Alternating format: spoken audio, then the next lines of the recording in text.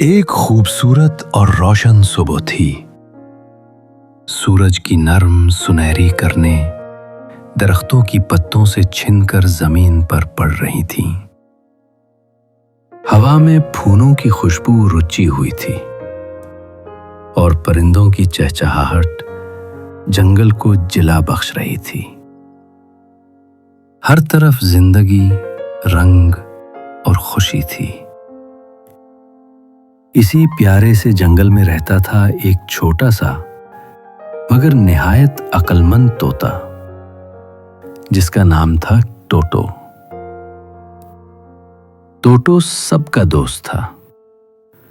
وہ ہنستا، کھیلتا، دوسروں کی مدد کرتا اور ہمیشہ نئی باتیں سیکھنے کی کوشش میں رہتا۔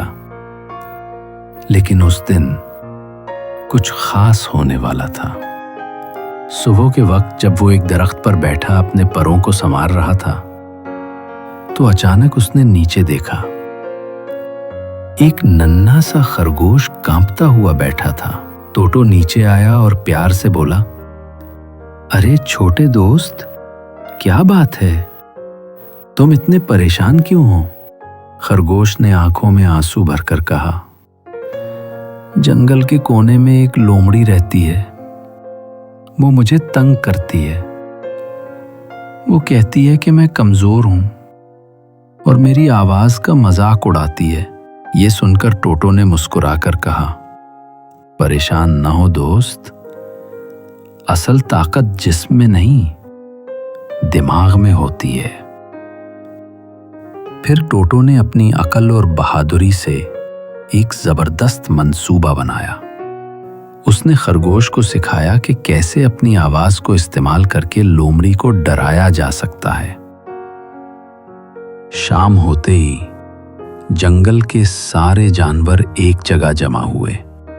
لومڑی آئی اور ہنسنے لگی، مگر جیسے ہی خرگوش نے زور سے بولنا شروع کیا، درختوں کے درمیان باز گشت گونجنے لگی۔ لومڑی ڈر کر بھاگ گئی۔ سب جانور خوش ہو گئے اور ٹوٹو فخر سے مسکرانے لگا۔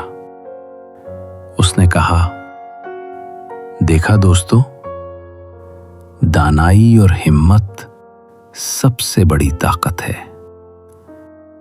اگر ہم ایک دوسرے کی مدد کریں تو کوئی ہمیں شکست نہیں دے سکتا۔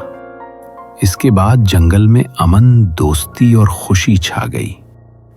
ہر صبح طوطا اور خرگوش مل کر نئے گیت گاتے اور سب کو یاد دلاتے کہ جو عقل سے کام لے وہی اصل میں بہادر ہوتا ہے۔